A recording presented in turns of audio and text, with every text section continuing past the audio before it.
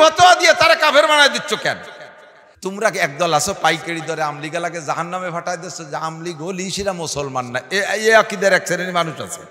গণতন্ত্রের দেশ, স্বাধীনতার দেশ, এ দেশে যার যার রাজনীতি করার অধিকার আছে, আছে না নাই?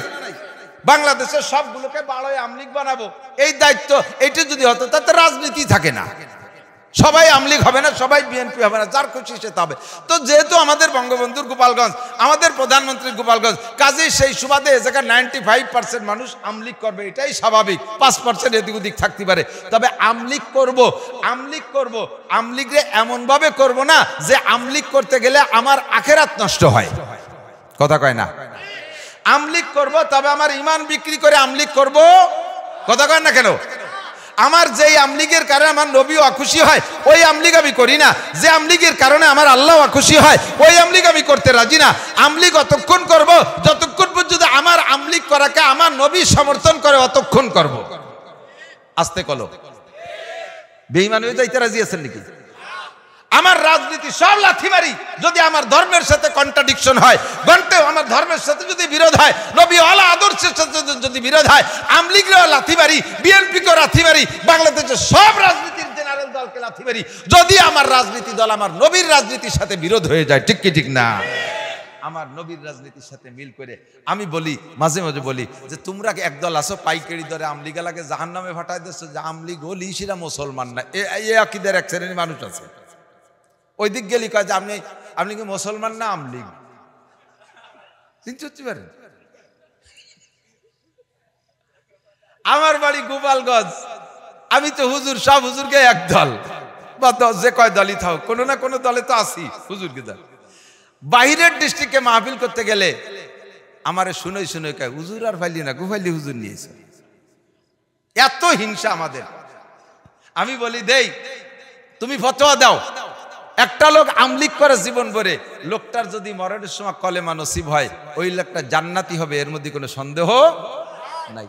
তো ওই লোকটা আমলিগ করে মরার সময় যদি কলেমা পড়ে বেঁচতে যাইতে পারে, তাতে তোমার আমার হিংসার কি আছে? তুমি ফতোয়া দিয়ে তারা কাফের বানায় দিচ্ছ কেন?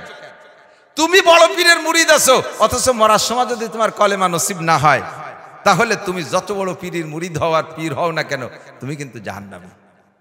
আমি জানি এমন এমন আমলিগ আছে, এমন এমন বিএনপি আছে, বিএনপি আমলিগ দুই দলটা একসাথে মিলেই করতে হয়। শাসন আবার সময় তো খারাপ, সে কোন যাইতে পারে। এমন এমন জেনারেল রাজনীতিবিদ আছে আমলিগ করে, লোকটা তাহাজ্জুদের নামাজ জীবনও ছাড়ে নাই যেদিন থেকে শুরু করছে। 5 ওয়াক্ত নামাজ তাকবীরে উলার সাথে পড়ে, 3 চিল্লা একটা না দেশে, এরপরে নিসাবি চিল্লা দেয়, আলেম উলামাকে মাথার মুকুট মনে করে, কোনো বিয়াদবি করে না। লোকটা মাসে 1 খতম কোরআন শরীফ পড়ে, যা জাকাত হইছে পাই টু পাই হিসাব করে জাকাত গুলো দিয়ে দিছে। লোকটার পয়সা আছে, বছরে একবার উমরা করে, হজ করছে 2 বার, মাথায় পাগড়ি পরে, সুন্নতি টুপি, গায়ে জুব্বা, লম্বা দাড়ি, বাড়ির পরিবারের সদস্য যা আছে 100% পর্দা করায়। লোকটা বঙ্গবন্ধুকে ভালোবাসে, আমলিগ পছন্দ হয়, শেখ হাসিনাকে ভালোবাসে, আমলিগ করে।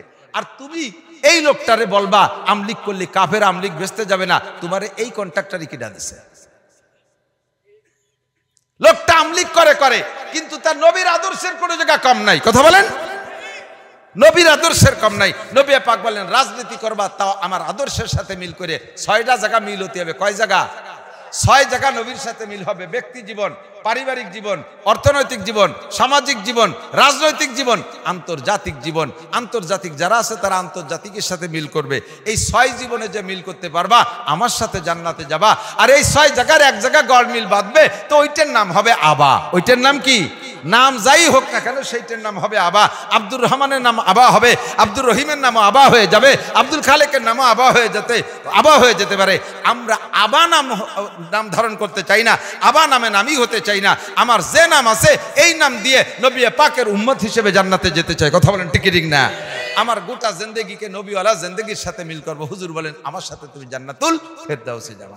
ইন্নাল্লাযীনা ক্বালু রাব্বুনাল্লাহ সুম্মা ইসতাকামু তাতানাজ্জালু আলাইহিমুল মালাইকাতু আল্লা তাখাফু ওয়া লা তাহজানু ওয়া আবশিরু বিল জান্নাতিল্লাতী কুনতুম তুআদুন নাহনু আউলিয়াউকুম ফিল হায়াতিদ দুনিয়া ওয়া ফিল আখিরাহ ওয়া লাকুম ফিহা মা তাশতাহি আনফুসুকুম ওয়া লাকুম ফিহা মা তাদউন নুজুলাম মিন গফুরির রহিম। এই দিন মেহমান মেহমানদারি হবে। নুজুল মানে মেহমানদারি, আল্লাহর পক্ষ থেকে মেহমানদারি হবে। কোন জায়গায়? ইয়ারিসুল আল ফেরদাউস, আপনারা হবে জান্নাতুল ফেরদাউসের ওয়ারিস। জান্নাতুল ফেরদাউসের মধ্যে আপনার মেহমানদারি হবে।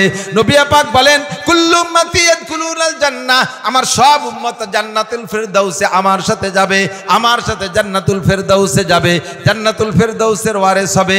শুধুমাত্র ইল্লা মান আবা, যারা আমার সাথে জান্নাতে যাবে ঘোষণা তো শুনলে এক শ্রেণীর উম্মত তারা জান্নাতে যাবে না, তাদের নাম হবে আবা। খেয়াল করি, খেয়াল। আমার সাথে সব উম্মত জান্নাতে যাবা, শুধু জাহান্নামে যাবা তারা, যাদের নাম হবে আবা। কি নাম?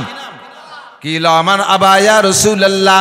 সাহাবায়ে কিরাম বললেন, ওগো নবী, আমার নাম আবু বকর, হাজা ওমর, হাজা ওসমান, হাজা আলী, হাজা বিলাল, হাজা সোহাইব, হাজা আম্মার। এ তো সব সাহাবার আলাদা আলাদা নাম আছে, আমাদের উপস্থিতি কাহারও নাম আবা না। আবা নামের উম্মত দুনিয়ায় কি কেউ আছে? হুজুর বলেন হাজার হাজার লক্ষ লক্ষ আবা নামের উম্মত হবে। ওমান আবা ইয়া রাসূলুল্লাহ। হুজুর আবা নামের কারা, কাদের নাম আবা হবে? হুজুর বলেন মান আতা আনি, এই আমার দিক, মান আতা আনি, যারা আমার মাথা থেকে পায়ের তালু পর্যন্ত ব্যক্তি জীবনের বডিটাকে আমি রসুলের বডির মতো তৈরি করবে। আমার বডির সাথে তার বডির মিল, আমার চুলের সাথে চুলের মিল, আমার দাড়ির সাথে দাড়ির মিল, আমার মোছের সাথে মোছের মিল, আমার পাগড়ির সাথে পাগড়ির মিল, আমার টুপির সাথে টুপির মিল, আমার পোশাকের সাথে তার পোশাকের মিল। এইভাবে বডিটাকে এক নম্বরে সাজাইবে, বডির ভিতরে ইসলাম তৈরি করবে। দুই নম্বরে আমার পরিবারের মতো পরিবার বানাবে। আমার বউ বাচ্চা, কখনো আমার মেয়েরা যায় না মার্কেট করতে, তোমার বউ বাচ্চাও গোপালগঞ্জ মার্কেট করতে যাইতে পারবে না। আমার বউ বাচ্চা বেপর্দা করে না, তোমার বউ বাচ্চা যাই বেপর্দা করতে পারবে না। আমার মক্কায় কাফেরদের বড় বড় অনুষ্ঠান হয়, একটা অনুষ্ঠানে আমার বউ বাচ্চারা যায় না। তোমার পরিবারও হিন্দুদের কোনো অনুষ্ঠানে যাবে না, দুর্গা পূজায় যাবে না, লক্ষ্মী পূজায় যাবে না, সরস্বতী পূজায় যাবে না, কালী পূজায় যাবে না, ওড়াকান্দি যাবে না, হিন্দুদের কোনো মেলায় যাবে না, দুনিয়ার কোনো নোংরা আড্ডায় যাবে না। আমার পরিবার নামাজি, তোমার পরিবার নামাজি হতে হবে। এমন করে পরিবারটা আমার সাথে মিল করাইতে হবে। দুই নম্বরে আমার অর্থনীতির সাথে তোমার অর্থনীতির মিল হবে। তিন নম্বর, আমি সুদ খাই না, তুমি খাবা না, আমি ঘুষ খাই না, তুমি খাবা না, আমি চুরি করি না, তুমি করবা না, আমি ডাকাতি করি না, তুমিও করবা না, আমি গাঁজা বেচা টাকা খাই না, এবা বেচা টাকা খাই না, আমি হিরোইন বেচা টাকা খাই না, আমি আলঠেলা জমির ফসল খাই না, আমি পরের জমির জাল দলিল করি না, আমি টন মারিয়ে খাই না, আমি মন মারিয়ে খাই না, আমি রাস্তার কন্ট্রাক্টারি মাল মারিয়ে দিয়ে ওই রাস্তাকে দুর্বল বানাইয়া ওখান থেকে আমি হারাম কামাই করে খাই না।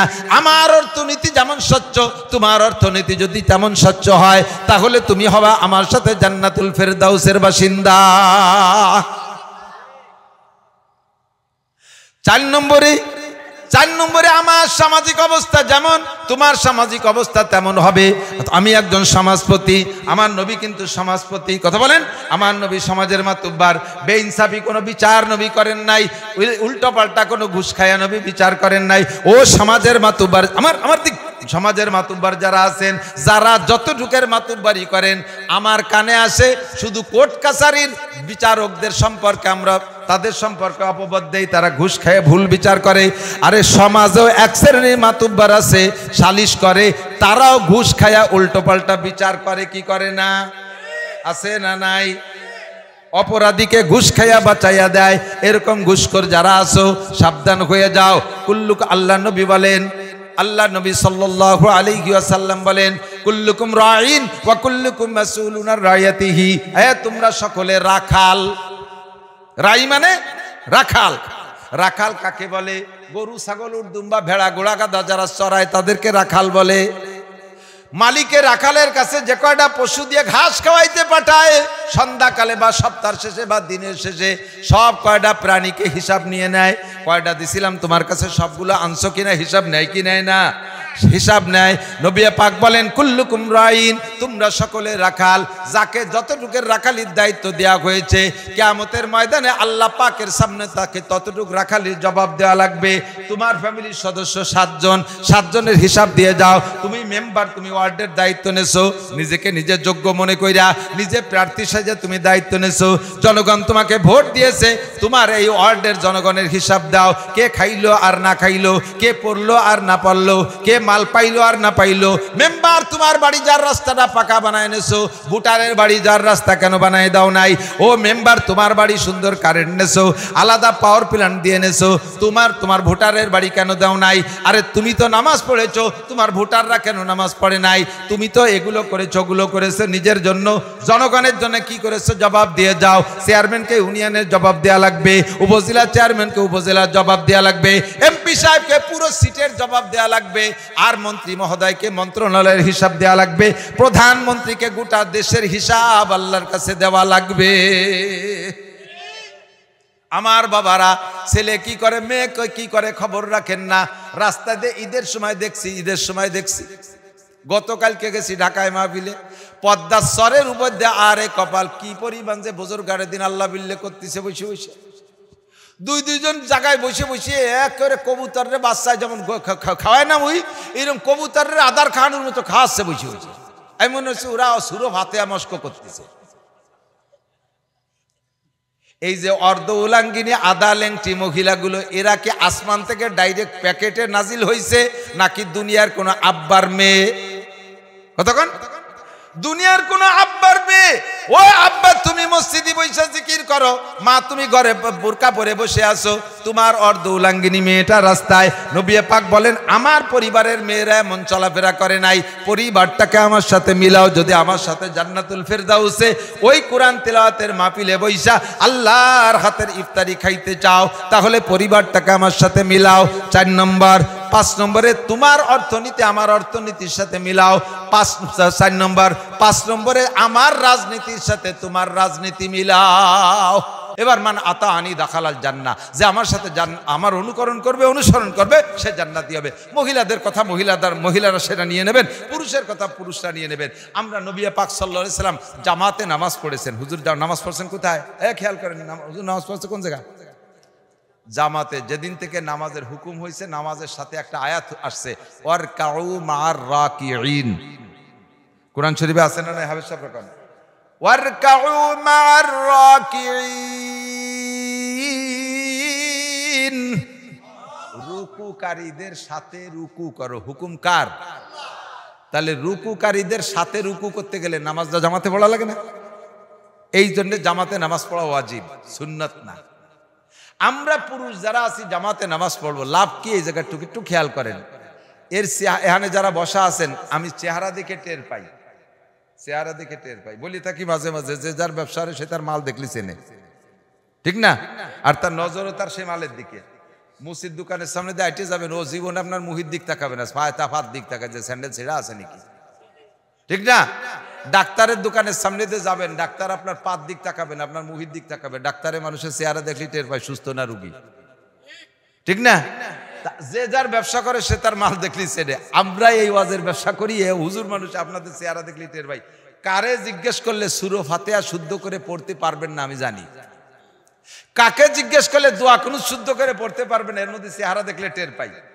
মাদ্রাসায় পড়ে যারা কোরআন শরীফ শুদ্ধ করে পড়া না শিখছেন, স্কুল কলেজ ইউনিভার্সিটিতে পড়েছেন, গ্রাম্য মক্তবের থেকে কোরআন শরীফ কোনো মতে ডাকরা পড়া শিখছেন, আল্লাহর কসম এর 99% পাবলিক নারী আর পুরুষের কোরআন শরীফ পড়া অশুদ্ধ। আর নামাজ ভাঙ্গার কারণ 19টা, কয়টা? এর ভিতরে 1 নম্বরে রাখছে নামাজ ভাঙ্গার কারণ, মানে যে কারণে নামাজ ভেঙে যায় তা হলো কিরাত অশুদ্ধ পড়া। কিরাত অশুদ্ধ কিরাত পড়লে নামাজ হয় না। একটু বুঝতে হবে, প্রাণ খুলে একটু কান খাড়া করে শুনতে হবে এবং গুরুত্বের সাথে শুনতে হবে। খেয়াল করেন, নামাজ ভেঙে যাওয়ার মানে নামাজ হলো না। কি মানে? একটা লোক নামাজ টোটালি যদি না পড়ে, ঈশার নামাজ না পড়ে, তাহলে তারও যে শাস্তি, আপনি নামাজ পড়ছেন ভুল কিরাত দিয়ে, তারও সেই শাস্তি। 40 বছর নামাজ পড়ছেন ভুল কিরাত দিয়ে, একটা লোক 40 বছর নামাজ না দোজখে যাবে এবং যে পরিমাণ সাজা খাটবে, আপনি 40 বছর নামাজ পড়ার পরও সেই দোজখেই যাবেন এবং একই পরিমাণ জাহান্নামে খাটবেন। তো আর এই বুড়োকালে শুদ্ধ আর সময় নেই, ও বড়িও লাভ নাই, ঘুমোই থাকেন। আমি আপনার অত নিয়ারা উঠতে পারবো না, কাকায় আর ছাড়ি দিয়ে না, যা ভরেন ও করতে পারবো না। ওই যদি বলি তাহলে আমার ভাষার চামড়া থাকবে না। আল্লাহ কয় তোমার এই দায়িত্ব নীতি কইছে কে? তাহলে এই তোমার কথা শুনে যেগুলো অলসতা করে কুরআন শরীফ শুদ্ধ করলো না, অশুদ্ধ কিরাত দিয়ে নামাজ পড়ছে, সবগুলোর ভুলের গুনাহ তোর গাড়ে উঠছে। আমি ছাড় দিতে পারবো না। আল্লাহর কসম, খেয়াল করতে হবে, আল্লাহর কসম, যারা অশুদ্ধ কিরাতে নামাজ পড়েন, খুদার কসম তাদের নামাজ হচ্ছে না, হচ্ছে না, হচ্ছে না, হচ্ছে না। তাসবিহ ধরে 1 কোটি বার বলবো হচ্ছে না। নামাজ না পড়লে আপনি না পড়তে পারেন, আমার কিচ্ছু আসে যায় না। এখন এই কথার পর যদি আপনি ছেড়ে দিতে চান দিতে পারেন, কিন্তু এই কথার পর ছেড়ে দিলে তো আপনি বেঈমান হয়ে গেলেন। আপনাকে এই কথার পর দায়িত্ব নেওয়া দরকার কি? তাহলে মরণের আগে শুদ্ধ করে কোরআন শরীফ পড়া শিখবই। প্রতিজ্ঞাটা এভাবে করেন, প্রতিজ্ঞাটা এদিক নিয়ে আসুন, ওদিক নেন কেন? না যা ভরি তা যদি না হয় তো হুজুর ভরি বেড়ে গেল পড়বানি আমরা হুজুররা দুলাই তুমি দেখাইও। আপনাকে যদি বাঁচতে হয় তাহলে শুদ্ধ করে কিরাত পড়তে হবে। আমার কাছে ছোট্ট একটা অপশন আছে, সেইটা বলবো। 2টা অপশন। একটা হলো আমরা হানাফি মাযহাবের লোক যারা, আমাদের মাসালা হলো যার নামাজে ইমাম আছে, ইমামের কিরাতি তার কিরাত, মুসল্লিকে কিরাত পড়া লাগে না, সূরা ফাতিহা পড়া লাগবে না ইমামের পিছনে। কাজেই আমার কিরাত যদি অশুদ্ধ হয়, আমি জামাতে নামাজ পড়লে এই কিরাতের বিপদ দেখতে পাইছি গেলাম। ইমামের কিরাতি কিরাত আবার পড়া লাগলো না। সুবিধাটা হয়েছে কিনা কথা বলে।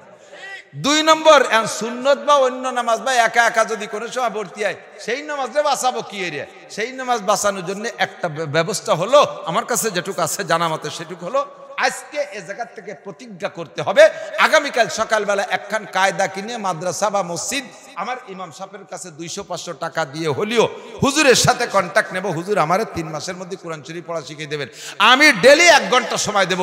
এইভাবে হুজুরের সাথে যোগাযোগ করেন 500-1000 টাকা দিয়ে। যদি বাঁচতে চান, যদি জান্নাতি হতে চান, যদি আপনি পার পাইতে চান, তাহলে আপনাকে রাতারাতি এই সিদ্ধান্ত নিতে হবে। এখন এই জায়গায় বসে যদি এই সিদ্ধান্ত নিতে পারেন যে আমি কালকেই কায়দা কিনে কোরআন শরীফ পড়া শিখবো, এই প্রতিজ্ঞা করে বাড়ি চলে গেছেন, ফজরের আগে আপনি মারা গেছেন, কায়দা কিনার আগেই শেষ। তাহলে কি? তাহলে পিছনের নামাজের কি হবে? আল্লাহ পাক বলেন, তুমি যে এই নিয়ত করছো, এই নিয়তটা আমার কাছে এত পছন্দ হয়েছে, এই নিয়তের বদৌলতে পিছনে যত ভুল নামাজ পড়ছো, ওই ভুলগুলোকে শুদ্ধ করে আমল নামায় ভরে দেব। এই একটা অপশন খোলা আছে, তাই ছাড়া নাই। এখন যদি আপনি কেন তাহলে আর কিছুদিন এই আকাম করতে থাকি, 6 বছর পরে যে কায়দা কিনবো, তাহলে একবারেই সারিয়ে নেব। 6 বছর বাঁচবেন কি না এর তো কেন গ্যারান্টি নাই, তা তো আগেই বলছি। প্রতিজ্ঞাটা এখনই হতে হবে, প্রতিজ্ঞাটা এখনই হতে হবে। আমার যুবকরা, তোমাদের ব্রেন আছে, বিশেষ করে যুবকরা, বুড়োরা কি কাজ আছে? কোনো কাম নাই, কাজ নাই, চার দোকানে বসে বসে ফাও দরবার, হাসি নেড়ে উঠো, খালে দাঁড়ে ডুবো, এই ফাও দরবার করে করে ঘন্টার পর ঘন্টা সময় নষ্ট করতেছেন। আপনার এই চার দোকানের রাজনীতি পদ্মা পার হয়ে ডক্টর ইউনূসের অফিসে যায় না। কাজে কাজে আপনার সময় আপনি কেন নষ্ট করেন? কাকা সকালে এসে দেখলাম আপনি এই জায়গা, দুপুরে এই জায়গা, কি করেন? সময় কাটাই। কি রে সময় কাটানোর তর্জমাকে আমি তো বুঝি না। আমি একটা জিনিস বুঝছি, সময় কাটানোর মানে হলো ওনার মরার কথা ছিল 20-22 বছর আগে, তা মরে নাই, 20 বছর হাতে টাইম পাইছে, তাই চার দোকানে কাটায়। তাই ছাড়া আর কি, নইলে তো সময়ের কাজে লাগাইতে। মানুষের হায়াতের একটা মিনিটও এমন না যে সময়টা বেকার, আর তাই আপনি চার দোকানে কাটাইবেন। মা বোনরা টেলিভিশনের সামনে সময় নষ্ট করেন, ফেসবুক ইউটিউবের ভিতরে গেম খেলে খেলে সময় নষ্ট করেন। ও যুবক, যুবকদের হাত তো এখন অটো হয়ে গেছে, হাতে মোবাইল নাই, রাস্তায় দিয়ে এইরকম হারমোনি বাজাতে বাজাতে যাচ্ছে, হাত অটো হয়ে গেছে। এমন ভাবে মোবাইলের মধ্যে ঢুকে রয়েছে, এক জায়গায় 5 জন মানুষ বসে আছে, যে কোনো জায়গায় 5 জনের হাতে টাচ মোবাইল 5টা আছে, দেখবেন কের সাথে কেউ কথা কয় না, যার যার কায়দায় মোতালা করতেছে। মাঝে মাঝে হাসিয়ে দেয়, মাঝে মাঝে কান দিয়ে দেয়, একা একা হাসে কান্দে, জেনে ধরা রুগীর মতো হাসেন কা। ঠিক কি ঠিক? এই সময়টা তুমি কেন নষ্ট করো? সময়ের মালিক কি তুমি? সময়ের মালিক কে আমি? সময়ের মালিক কে? হায়াত দিয়েছে কে? হায়াতের সাথে যদি সৎ ব্যবহার না করে তাহলে আল্লাহ তাআলা হায়াত কমায় দেবে। তোরে সময় দিয়েছি, তুই জিকির ফিকির করবি, আল্লাহ বিল্লাহ করবি, মসজিদ যাবি, কোরআন শরীফ পড়া শিখবি, তা তুই তুমি সময় নষ্ট করো টেলিভিশনের মোবাইলের ভিতরে। ঠিক আছে, তোমার ওই সময় দিলাম না, অকালে তোমাকে দুনিয়া থেকে নিয়ে নিতে পারে। কাজে আমার সময় কাজে লাগানো দরকার আছে না নাই? একটু প্রতিজ্ঞা করি, আমরা জামাতে নামাজ পড়বো। 1 নম্বরে নামাজটা কোথায় পড়বো? জামাতে। বলেন নামাজ কোথায় পড়বো? লাভ সাথে তো বলেই দিছি, বহুবার বলছি, 1 ওয়াক্ত নামাজ যদি আপনি শুদ্ধ করেও ঘরে পড়েন তাহলে কবুল হবে না। মসজিদের আজান শুনে সুস্থ মানুষ ঘরে নামাজ পড়লে নামাজ হয় না, কবুল হয় না। নামাজের জিম্মাদারি খালাস হয়। কবুলের মানে হলো যে পুরস্কার পাওয়ার কথা ছিল সেই পুরস্কার আপনি পাবেন না, নামাজের দায়িত্ব খালাস হয়ে যাবেন। বাকি মসজিদে যে যদি জামাতে ইমামের পিছনে পড়েন 1 ওয়াক্তের বিনিময়ে 527 ওয়াক্তের নেকি। আমার জিন্দেগিতে অনেক মাইর খাইছি, অনেক মাইর আছে। যারা এখন বুড়োকালে নামাজ পড়তেছেন, জীবনের শুরুতে 40 বছর আষাঢ় খালিও পশ্চিম দিক পড়েন নাই, এরকম কিছু দিনদার মানুষ আছেন না? আছে না? 5 ওয়াক্ত নামাজ পড়ে না, ঈদের নামাজও পড়ে না, বাপের জানাজার সময় বাগানের মধ্যে দাঁড়ায় সিগারেট খাইছে আর আজকে ফিরে এরকম কিছু দামড়া আছে না? বুড়োকালে যাই 40-50 পরে যে মোটামুটি হাত পাও দুর্বল হয়েছে, সর্বনাই বা তবলিগীদের সাথে সোয়া খাইয়া একটু ধার্মিক হয়েছে, নামাজ পড়তেছে। এখন নামাজ পড়ছেন কয় বছর? 10 থেকে 15 বছর চলে। এর আগে তো ভালো সময়টা চলে গেছে।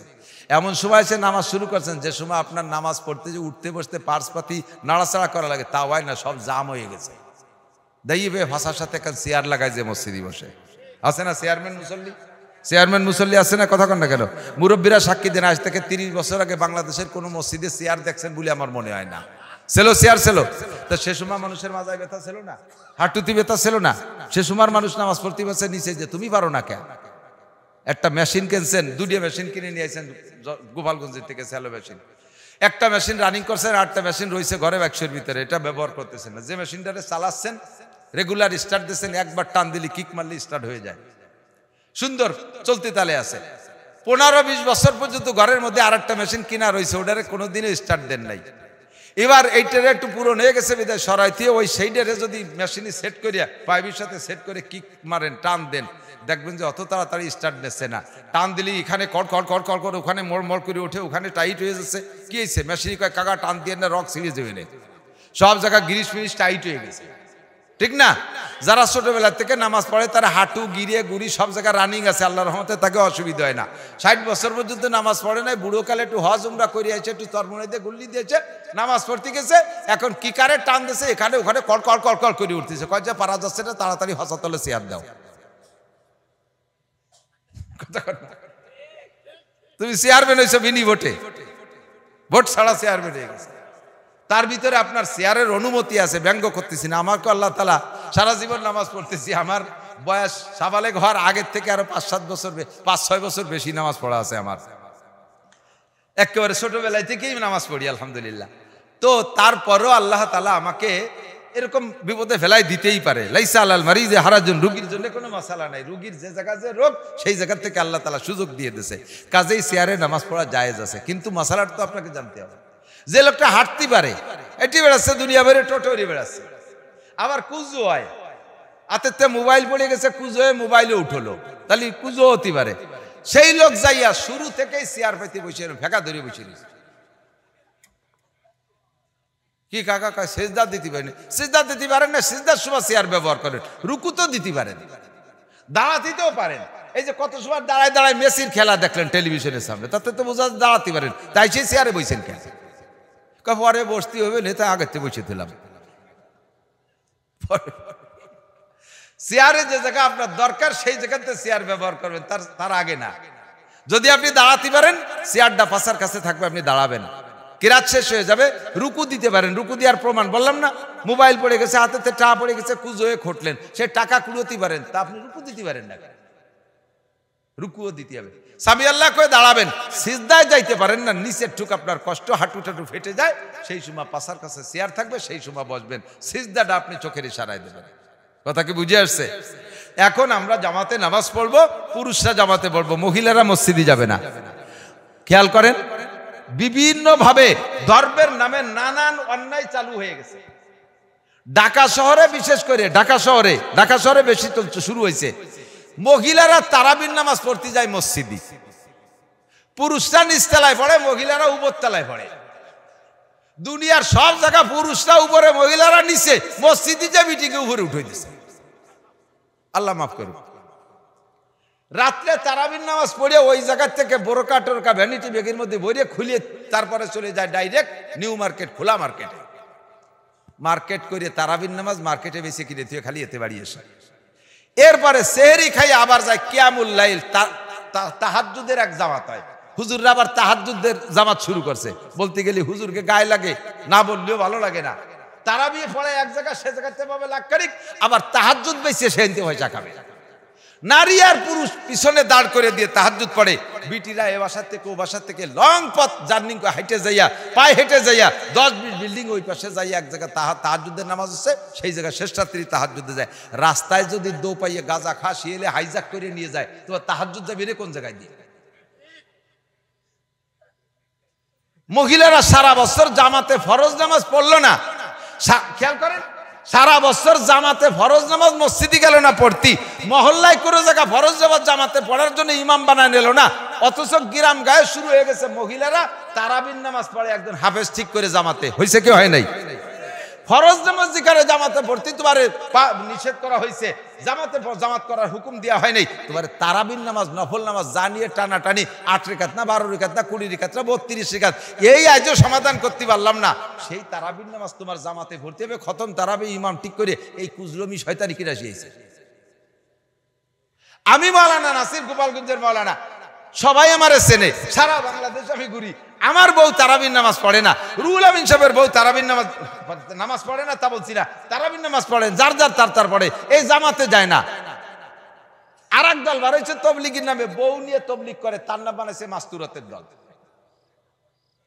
হাটাজারি মোহতাম সাহেব সারা বাংলাদেশের সবচেয়ে বড় মাদ্রাসার হুজুর, তার হাটাজারি মোহতাম সাহেব বউ নিয়ে তবলিগে যায় নাই, সাইকুল হাদিস সাহেব তো বউ নিয়ে তবলিগে যায় নাই, রুহুল আমিন সাহেব বউ নিয়ে তবলিগে যায় নাই, আমি মাওলানা নাসির বউ নিয়ে তবলিগে গেলাম না।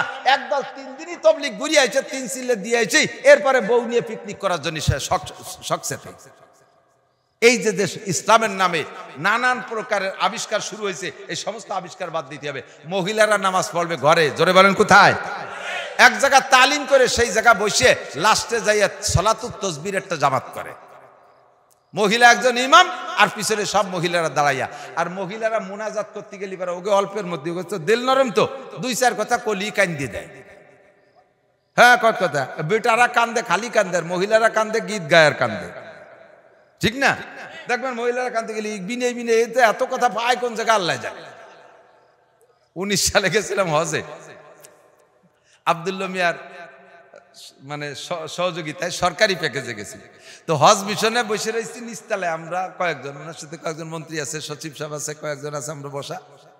এর মধ্যে বাঙালি এক মহিলা, কালা এক বিটি, এই যাইয়ে যে কান্দা শুরু হচ্ছে, ওইরকম বিনে বিনে কান্দিছে। আমার মিয়া দেওয়া দিয়ে যে বাংলায় কান্দিছে, ওটা মনে হয় বাঙালি। আর যে কি কাকি, বাবা তোমার কাগার আই গেছে বাবা রে ভাই, কাকা হারাই গেছে, বাংলায় বিনে বিনে কান্দা শুরু হয়েছে। আর উনি তো জানে না যে কাকারে তালাশ করার ব্যবস্থা আছে, চিন্তা হচ্ছে কাকারে দিয়ে আমি বাড়ি যাবো কি রে। সাহেব বললাম যে কাকি বসেন, 1 ঘন্টার মধ্যে কাকারে পাবেন। বিভিন্ন জায়গায় লাগাই দেওয়া হয়েছে দায়িত্বশীল যারা, ঘন্টা খানিকের মধ্যে কাকারে পেয়ে গেছে।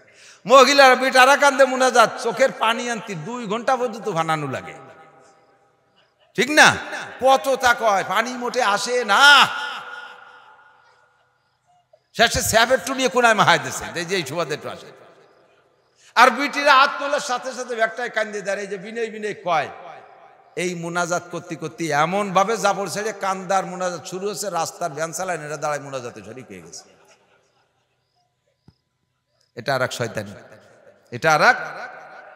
মহিলার তিলাওয়াতের আওয়াজ যদি বাইরের পুরুষে শোনে, তার তিলাওয়াতে তো নেকি হবেই না, ফাঁকে যে কয়জন পুরুষে শুনছে সেই কয়জন পুরুষের সাথে জিনার গুনাহ লেখা হবে। মহিলার জিকিরের আওয়াজ যদি বাহিরের পুরুষে শোনে, তার জিকিরে তো নেকি হবে না, যে কয়জন পুরুষে শুনছে সেই কয়জন পুরুষের সাথে জিনার গুনাহ হবে।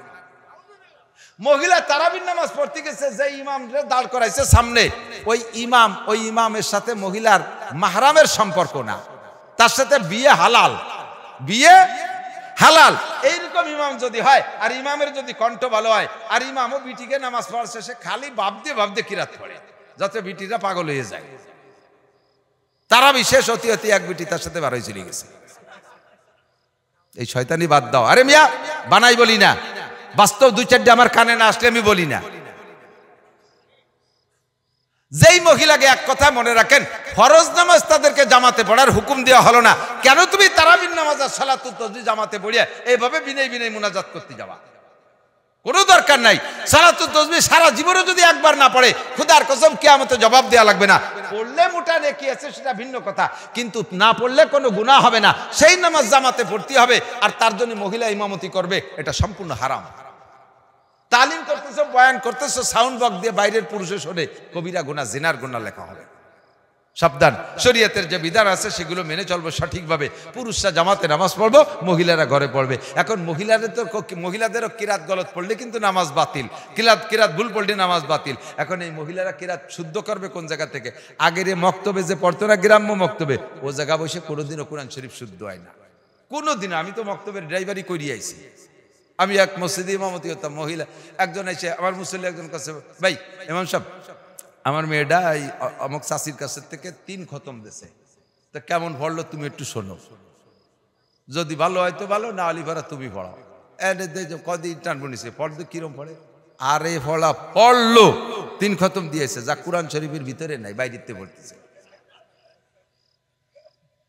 এই কোরআন শরীফ দিয়ে নামাজ পড়লে নামাজ হয় না। কাজেই মেয়েদেরও শুদ্ধ করতে হবে, শুদ্ধ করার বিকল্প কোনো ব্যবস্থা নাই।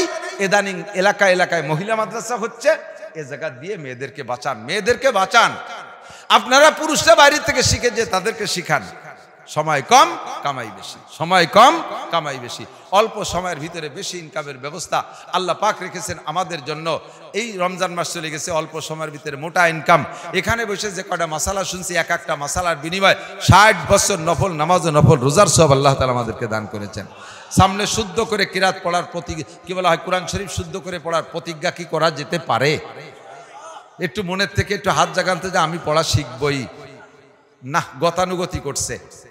কালকেই মক্তবে ভর্তি হতে হবে, কায়দা কিনে। রাজি আছেন ইনশাআল্লাহ? আল্লাহ কবুল করুক, বলেন আমিন। আপনি দোয়া কুনুত পড়ছেন, এদিক তাকান, কি পড়ছেন একটু? কেন পড়বেন না, কেন শিখবেন না? আমি বলি, দোয়া কুনুত পড়েন না নামাজে? ওয়ানাশকুরুকা বলেন, ওয়ালা নাকফুরুকা। আল্লাহ তোমার নিয়ামতের শুকর আদায় করি। এত নিয়ামত দেশের শুকর আর কার আদায় করবো? তোমার শুকর আদায় করবো। ওয়ালা নাকফুরুকা, আল্লাহ জীবনেও কোনোদিন তোমার কুফরি করবো না, তোমার নাফরমানি করবো না। শুকরের বিপরীত হলো কুফর।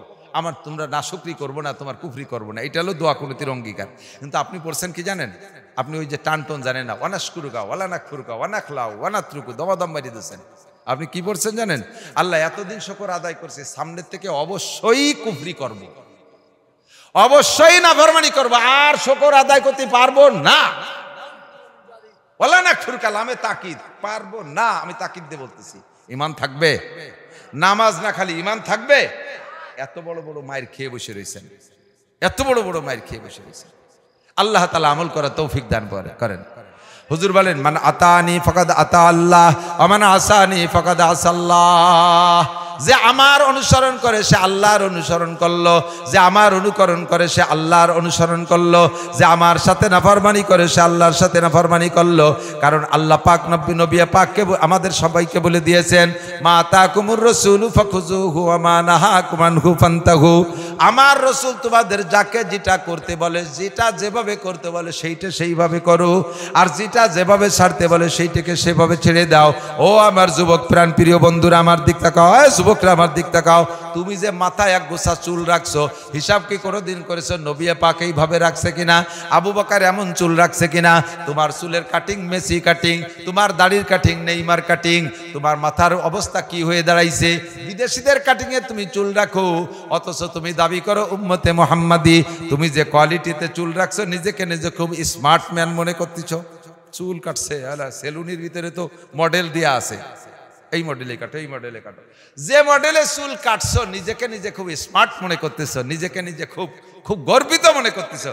তুমি রাস্তায় হাঁটিয়ে দেখছো, সামনের বার বেটারা না করলেও রুচিশীল দিনদার ইমানদাররা কয় যে বাদামি কাটতা, কয় না এ বাদামি কাটতা, ও করে কয় কোন তোর চুল কাটা।